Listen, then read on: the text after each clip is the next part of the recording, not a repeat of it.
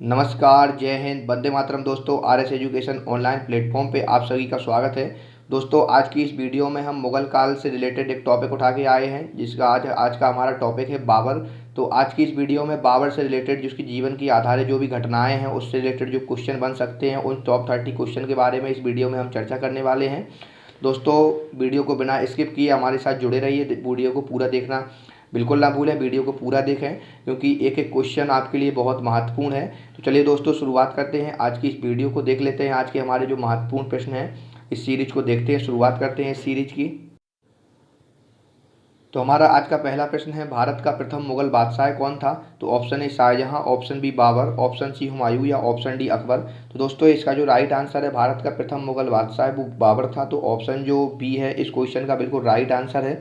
दोस्तों, यदि बात करें मुगलों की, तो मुगलों का संबंध तैमूर वंश से संबंधित होने के कारण मुगलों को तैमूरियन भी कहा जाता था। ऑप्शन जो बी है इस क्वेश्चन का बिल्कुल राइट आंसर है। दोस्तों, यदि बात करें बाबर की, तो बाबर तैमूर वंश का पांचवा वंशज के तौर पे कहा जाता है। तो ऑप्शन जो बी है इस क्वेश्चन का बिल्कुल राइट आंसर है। देख लेते हैं हमारा अगला प्रश्न क्या कहता है।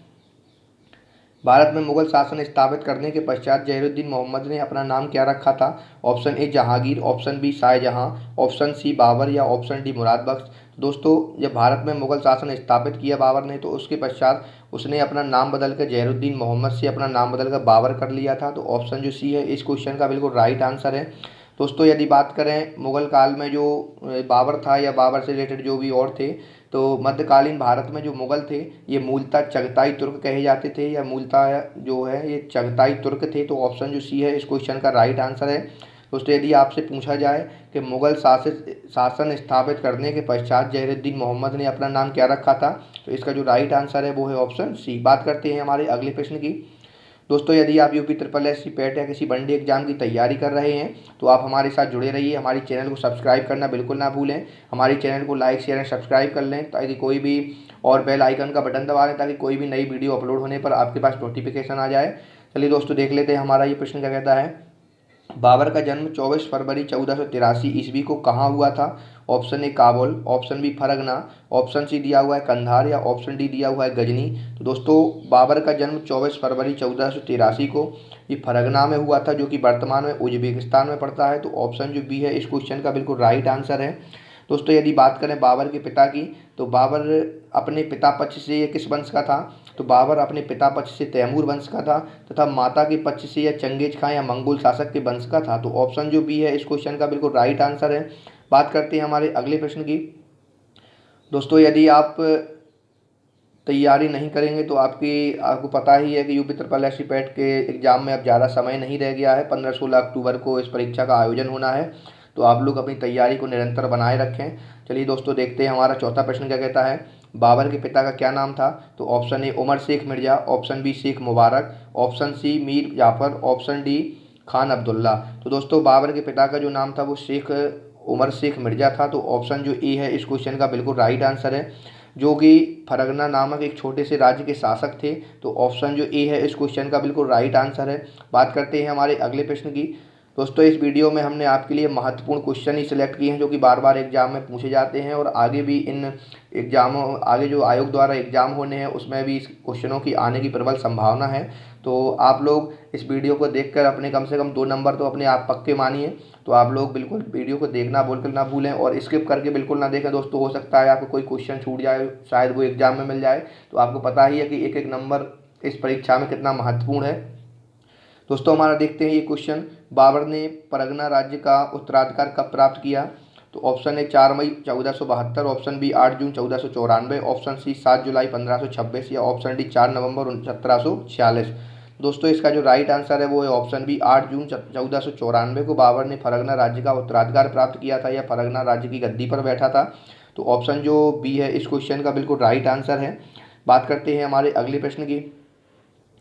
तो हमारा क्वेश्चन छठवां नंबर दिया हुआ है, बाबर ने 1507 में पातशाही की पदवी कहाँ धारण की थी? Option A Delhi, option B Samarkand, option C Kabul या ऑप्शन डी परगना। तो दोस्तों, इसका जो राइट आंसर है, बाबर ने 1507 में पातशाही की जो पदवी है ये काबुल में धारण की थी। तो जो ऑप्शन जो सी है इस क्वेश्चन का बिल्कुल राइट आंसर है। और दोस्तों, यदि बात करें ये पातशाही की पदवी, तो पातशाही की पदवी धारण करने का ये प्रथम जो बादशाह था, यदि बात करें बाबर की, तो बाबर की जो बादशाह की उपाधि है, इसके धारण की जो इसने जो बादशाह की उपाधि धारण की, जिसे अब तक किसी भी तैमूर शासक के द्वारा धारण नहीं किया गया था। तो ऑप्शन जो सी है इस क्वेश्चन का बिल्कुल राइट आंसर है। बात करते हैं हमारे अगले प्रश्न की। बादशाह नामा का लेखक कौन है? Option A Abul Fazl, option B Nizamuddin Ahmad, option C Abdul Hamid Lahori, option D दिया हुआ है बदायूनी। दोस्तों इस क्वेश्चन का जो राइट आंसर है बादशाह नामा, जो कि बार बार एग्जाम में पूछी जाती है और एक पुस्तक है जो अकबर, एक जो पुस्तक है जो बाबर द्वारा लिखी गई है, बाबर की आत्मकथा, वो कौन सी है? तो बाबर की आत्मकथा जो है वो आपको पता होना चाहिए, बार बार एग्जाम में पूछी जाती है। उसकी हम चर्चा आगे वाले क्वेश्चन में करेंगे, आगे दिया हुआ है। तो इस क्वेश्चन की चर्चा कर लेते हैं पहले हम। तो बादशाह नामा का लेखक कौन है? तो बादशाह नामा का जो लेखक है ये ऑप्शन सी दिया हुआ है, अब्दुल हमीद लाहौरी इस पुस्तक के लेखक है। तो ऑप्शन सी इस क्वेश्चन का बिल्कुल राइट आंसर है। बात करते हैं हमारे अगले प्रश्न की। बाबर ने काबुल में चांदी का सिक्का किस नाम से चलाया था? तो ऑप्शन ए रुपया, ऑप्शन बी पर्ण, ऑप्शन सी दिया हुआ है टका, या ऑप्शन डी शाहरुख। तो दोस्तों बाबर के द्वारा जो काबुल में चांदी का सिक्का चलाया गया था उसे शाहरुख कह के पुकारा जाता था। तो ऑप्शन जो डी है इस क्वेश्चन का राइट आंसर है। तो बाबर ने जो चांदी का सिक्का काबुल में चलाया था उसे क्या कहते थे? तो उसे कहते थे शाहरुख। तो इस क्वेश्चन का जो राइट आंसर है वो है ऑप्शन डी। देख लेते हैं हमारा अगला प्रश्न क्या कहता है। बाबर ने बाबरी नामक चांदी के सिक्के कहाँ चलाए थे? Option A Sindh, option B Agra, option C Kandahar, या ऑप्शन डी कश्मीर।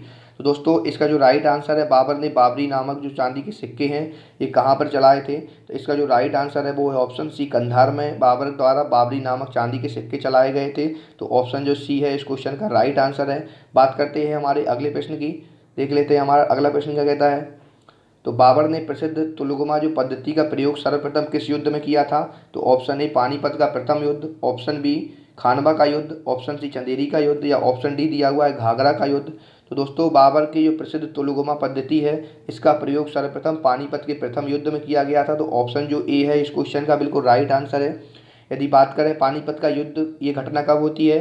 तो 21 अप्रैल 1526 को पानीपत का प्रथम युद्ध आयोजित होता है। तो ऑप्शन जो ए है इस क्वेश्चन का राइट आंसर है। यदि बात करें पानीपत का प्रथम युद्ध किन के मध्य हुआ था? तो पानीपत का जो प्रथम युद्ध है इब्राहिम लोदी एवं बाबर के बीच में हुआ था। इस युद्ध के पश्चात भारत में मुगल साम्राज्य की नींव पड़ी थी। दोस्तों इस युद्ध में बाबर विजयी हुआ था तथा इब्राहिम लोदी की हार हुई थी। तो ऑप्शन जो ए है इस क्वेश्चन का बिल्कुल राइट आंसर है। दोस्तों यहाँ पे जो और विकल्प दिए हुए हम थोड़ा उनको भी देख लेते हैं, ये भी बार बार एग्जाम की दृष्टि से पूछे जाते हैं, बार बार एग्जाम में आते हैं। यहाँ पे दिया हुआ है खानवा का युद्ध। तो खानवा का युद्ध कब हुआ था? तो खानवा का युद्ध 17 मार्च 1557 को हुआ था। कब हुआ था? तो खानवा का जो युद्ध है ये 17 मार्च 1527 को हुआ था। किस किस के बीच में हुआ था? तो खानवा का युद्ध 17 मार्च 1527 को राणा सांगा एवं बाबर के बीच हुआ था, जिसमें बाबर विजयी हुआ था एवं राणा सांगा की हार हुई थी। बात करते हैं हमारे अगले जो ऑप्शन दिया हो चंदेरी का युद्ध। तो चंदेरी का युद्ध कब आयोजित किया गया था? तो 29 जनवरी 1528 को चंदेरी का युद्ध हुआ था। ये किन किन के बीच में हुआ था? तो मेदिनी राय एवं बाबर के बीच में चंदेरी का युद्ध हुआ था, जिसमें मेदिनी राय पराजित हो गया था तथा बाबर की विजय हुई थी। बात करते हैं हमारा अगला जो दिया हुआ है घाघरा का युद्ध। तो घाघरा का युद्ध की ये घटना कब होती है? तो घाघरा का युद्ध 6 मई 1529 को होता है। कब दिया गया है दोस्तों? तो 6 मई 1529 को घाघरा का युद्ध होता है। किन किन के बीच में होता है? ये महमूद लोदी एवं बाबर के बीच में आयोजित होता है, इसमें बाबर विजयी होता है तथा महमूद लोदी की हार होती है। तो इस प्रकार दोस्तों बाबर के द्वारा जो प्रमुख जो 4 युद्ध हैं जो बार बार एग्जाम में पूछे जाते हैं, इन चारों युद्धों के बारे में हमने इस वीडियो में यहाँ पे इस क्वेश्चन में चर्चा कर ली है, जो कि आप बिल्कुल ना भूलें। ये 4 युद्ध बार बार एग्जाम में पूछे गए हैं। हो सकता है मैं इनको क्वेश्चन में शामिल ना कर पाया हूँ, लेकिन मैंने आपको इसके क्वेश्चन के माध्यम से 4 युद्ध बता दिए हैं। तो आप लोग इसको वीडियो को देखने से पहले कॉपी पेन लेके जरूर बैठे, उसमें लिख लें, ताकि हम परीक्षा के टाइम जब हम रिवीजन करें तो हमें रिवीजन करने में कोई दिक्कत ना हो। देख लेते हैं हमारा अगला प्रश्न क्या कहता है। दिल्ली में मुगल साम्राज्य की नींव किस युद्ध के परिणाम स्वरूप पड़ी थी? ऑप्शन ए हल्दी घाटी की लड़ाई, ऑप्शन बी पानीपत का प्रथम युद्ध, ऑप्शन सी पानीपत का दूसरा युद्ध, ऑप्शन सी दिया हुआ है पानीपत का तीसरा युद्ध। तो दोस्तों दिल्ली में जो मुगल साम्राज्य की नींव है ये पानीपत के प्रथम युद्ध के पश्चात पड़ी थी। तो ऑप्शन जो बी है इस क्वेश्चन का बिल्कुल राइट आंसर है। अभी हमने आपको बताया था कि पानीपत का प्रथम युद्ध कब हुआ था। अभी अभी मैंने आपको ऊपर बताया कि 21 अप्रैल 1526 को पानीपत का युद्ध इब्राहिम लोदी एवं बाबर के बीच में हुआ था। इस युद्ध के पश्चात भारत में मुगल साम्राज्य की नींव पड़ी। तो ऑप्शन जो बी है इस क्वेश्चन का बिल्कुल राइट आंसर है। यह युद्ध किन किन के बीच में हुआ था? तो इब्राहिम लोदी एवं बाबर के बीच में हुआ था, जिसमें इब्राहिम लोदी पराजित हो गया था एवं बाबर जो है विजय हुआ। इसके पश्चात भारत में मुगल साम्राज्य की नींव पड़ी। नेक्स्ट क्वेश्चन देखते हैं हमारा। 1526 में लड़ी गई पानीपत की पहली लड़ाई में बाबर से कौन पराजित हुआ था? तो option A Shershah Suri, option B दिया हुआ है मोहम्मद बिन कासिम, ऑप्शन सी बलबन या ऑप्शन डी इब्राहिम लोदी। तो अभी आपको मैंने बताया था कि ये इब्राहिम लोदी यहाँ पे पराजित हो गया था, बाबर की विजय हुई थी। तो ऑप्शन जो डी है इस क्वेश्चन का बिल्कुल राइट आंसर है। बात करते हैं हमारे अगले प्रश्न की।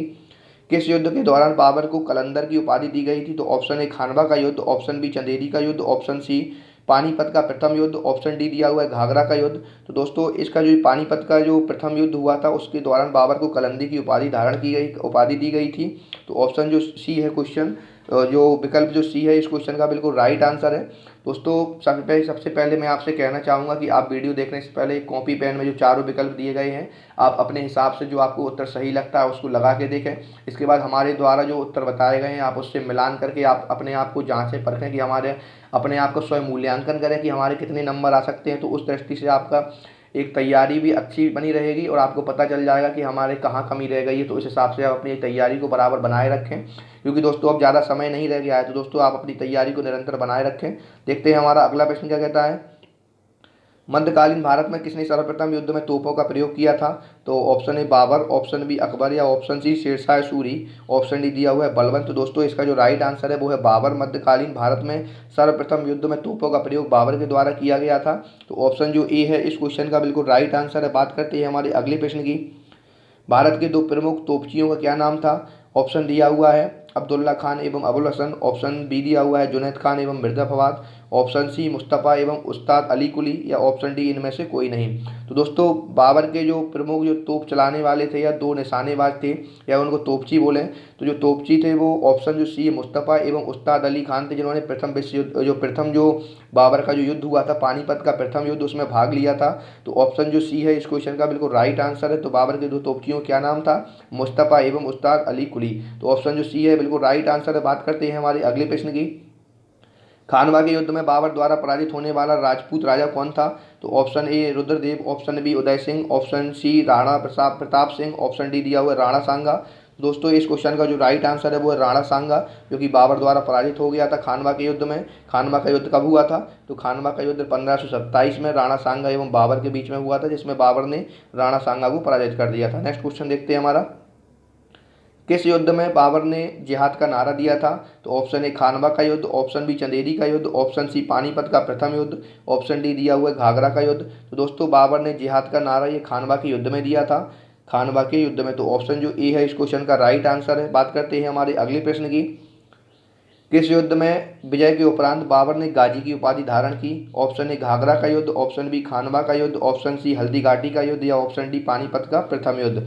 तो दोस्तों गाजी की उपाधि बाबर ने खानवा के युद्ध के पश्चात धारण की थी। तो ऑप्शन जो बी है इस क्वेश्चन का राइट आंसर है। दोस्तों यहाँ पे एक टर्म क्वेश्चन में आया है शब्द गाजी। तो गाजी क्या होता है? तो काफरों को मारने वाला ये गाजी कहलाता था। तो ऑप्शन जो बी है इस क्वेश्चन का बिल्कुल राइट आंसर है। बात करते हैं हमारे अगले प्रश्न की। इनमें से किसने बाबर को 1502 ईस्वी में सर ए पुल के युद्ध में पराजित किया? तो option A Jani Beg, option B Ubaidullah Khan, option C Shaibani Khan या option D Abdullah Khan Uzbek. दोस्तों इसका जो राइट आंसर है वो है ऑप्शन सी शैवानी खान।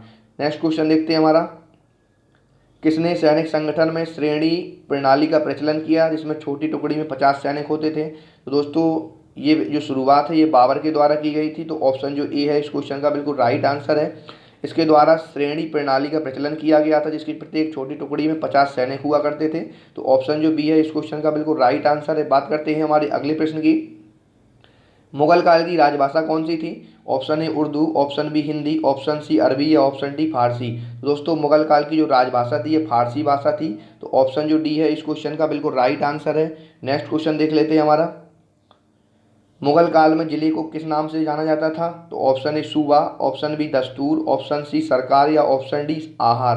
तो दोस्तों जो जिला था मुगल काल में उसे सरकार के नाम से पुकारा जाता था। तो ऑप्शन जो सी है इस क्वेश्चन का बिल्कुल राइट आंसर है। नेक्स्ट क्वेश्चन देखते हैं हमारा। बाबर ने अपनी आत्मकथा तुजुक ए बाबरी नामक या बाबरनामा किस भाषा में लिखी थी? तो दोस्तों बाबर की जो आत्मकथा थी ये बार बार एग्जाम में पूछी भी गई है, अक्सर एग्जामों में इसकी चर्चा की गई है, ये क्वेश्चन उठता है बार बार। तो आप लोग इसे बिल्कुल इंपॉर्टेंट, वैसे तो ये क्वेश्चन सारे ही इंपॉर्टेंट है जिनकी प्रबल संभावना है आने की, लेकिन ये क्वेश्चन दोस्तों बार बार पूछा जाता है। यदि बाबर से कोई टॉपिक उठता है तो उसमें ये क्वेश्चन बाबर की आत्मकथा हमेशा एग्जाम में पूछी गई है। दोस्तों जो बाबर की जो आत्मकथा थी तुजुक ए बाबरी, या इसे बाबरनामा भी कहते हैं। तो तुजुक ए बाबरी है, ये किस भाषा में लिखी गई थी? तो ये तुर्की भाषा में लिखी गई थी। तो ऑप्शन जो ए है इस क्वेश्चन का बिल्कुल राइट आंसर है। ये एक बाबर की आत्मकथा है। देख लेते हैं हमारा अगला प्रश्न क्या कहता है। बाबरनामा का फारसी अनुवाद किसने किया था? तो option A Faizi, option B Abdul Rahim Khane Khana, option C पनायुनी, या ऑप्शन डी दिया हुआ है अबुल फजल। तो दोस्तों बाबरनामा का जो फारसी अनुवाद है ये अब्दुल रहीम खान खाना द्वारा किया गया था। तो ऑप्शन जो सी है, ऑप्शन जो बी दिया हुआ है, ऑप्शन बी अब्दुल रहीम खाने खाना, ये इस क्वेश्चन का बिल्कुल राइट आंसर है। नेक्स्ट क्वेश्चन देख लेते हैं हमारा। बाबर ने अपनी आत्मकथा बाबरनामा में किस हिंदू राज्य का उल्लेख किया है? तो option A Maharashtra, option B Mewar, option C Gujarat, या ऑप्शन डी दिया हुआ है अवध। तो दोस्तों बाबर ने जो अपनी आत्मकथा है बाबरनामा, जो कि तुर्की भाषा में ली गई है, तुर्की भाषा में लिखी गई है, या इसे तुझ के बाबरी के नाम से भी जानते हैं, तो इसमें किस हिंदू राज्य का उल्लेख किया है? तो ये है मेवाड़। ऑप्शन जो बी है इस क्वेश्चन का राइट आंसर है। उस समय जो बाबर का समय था और मेवाड़ के जो राजा थे कौन थे? तो मेवाड़ का जो शासक था राणा सांगा था। तो ऑप्शन जो बी है इस क्वेश्चन का बिल्कुल राइट आंसर है। नेक्स्ट क्वेश्चन देखते हैं हमारा। रिसल ए उसज की रचना किसने की? तो रिसल ए उसज की रचना किसने की थी? तो दोस्तों रिसल ए उसज जो है इसकी रचना ये बाबर द्वारा की गई थी। तो ऑप्शन जो बी है इस क्वेश्चन का बिल्कुल राइट आंसर है। तो दोस्तों यहाँ दो रचनाएं मिल गई हमको। एक है तुझके बाबरी जो बाबर द्वारा लिखी गई थी, एक है रिसल ए उसज जो ये बाबर द्वारा लिखी गई थी। तो यहाँ बाबर की हमको यहाँ इस वीडियो में दो रचनाएं मिली। आप इस वीडियो से 1 से 2 नंबर बिल्कुल पक्का मानिए, क्योंकि बाबर से यदि आपको मुगल काल से क्वेश्चन उठता है तो बाबर का टॉपिक उसमें जरूर पूछा जाता है। तो आप लोग बिल्कुल वीडियो को स्किप ना करें, देखते रहें वीडियो को। देख लेते हैं हमारा अगला प्रश्न क्या कहता है। बाबर की मृत्यु कहाँ हुई थी? तो ऑप्शन दिया हुआ है आगरा, ग्वालियर, दिल्ली, या काबुल। तो दोस्तों बाबर की मृत्यु ये कहाँ हुई थी? तो आगरा में बाबर की मृत्यु हुई थी। तो जो ऑप्शन जो ए है इस क्वेश्चन का बिल्कुल राइट आंसर है। 48 वर्ष की आयु में 48 वर्ष की आयु में 26 दिसंबर 1530 को बाबर की मृत्यु हो गई थी। ये आगरा में हो गई थी। प्रारंभ में इसका जो शव है ये आगरा में दफनाया गया था। प्रारंभ में सबको आगरा के आराम बाग में दफनाया गया था, इसके बाद इसके सबको काबुल ले जाया गया था। तो ऑप्शन जो ए है इस क्वेश्चन का बिल्कुल राइट आंसर है। नेक्स्ट क्वेश्चन देख लेते हैं हमारा।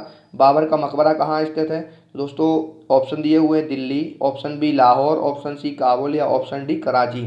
दोस्तों हम ऑप्शन इसलिए बोलते हैं ताकि आपको अपने जो सही विकल्प है उसको सोचने का समय मिल जाए, आप लोग अपना सही सही विकल्प चुन सकें।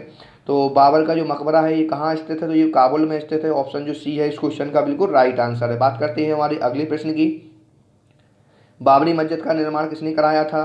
तो option A Mohammad bin Qasim, option B दिया हुआ है मीर जाफर, ऑप्शन सी मीर बाकी, या ऑप्शन डी दिया हुआ है बख्तियार काकी। तो दोस्तों बाबरी मस्जिद का निर्माण ये मीर बाकी द्वारा कराया गया था। तो ऑप्शन जो सी है इस क्वेश्चन का बिल्कुल राइट आंसर है। बात करते हैं हमारे अगले प्रश्न की। मुबैयान नामक जो पद्य शैली है इसका जन्मदाता किसे माना जाता है? तो option A Babur, option B Akbar, option C Humayun, या ऑप्शन डी बलबन। तो दोस्तों ये मुबैयान नामक जो पद्य शैली है, यहाँ पे टाइपिंग एरर है। ये जो पद्य शैली है मुबैयाम नाम की जो पद्य शैली है ये बाबर के द्वारा इसका जन्म होता है या जन्म जाता है, इसका जो है बाबर को माना जाता है। तो ऑप्शन जो ए है मुबैयान नामक जो पद्य शैली है इसका जन्मदाता कौन है? तो ये है बाबर। ऑप्शन ए इस क्वेश्चन का बिल्कुल राइट आंसर है। तो दोस्तों ये रहे आज के हमारे टॉप 30 क्वेश्चन जो कि परीक्षा की दृष्टि से बहुत ही इंपॉर्टेंट हैं। तो वीडियो को देखना बिल्कुल ना भूलें। यदि आपको वीडियो अच्छी लगी हो तो कमेंट बॉक्स में अपना कमेंट करके बताएं, और यदि आप वीडियो से रिलेटेड कोई सुझाव देना चाहते हैं तो वो भी आप कमेंट बॉक्स में कमेंट कर सकते हैं। तो थैंक यू दोस्तों, मिलते हैं अगली वीडियो में। Thank for watching, like share and subscribe करना बिल्कुल ना भूलें। थैंक यू दोस्तों।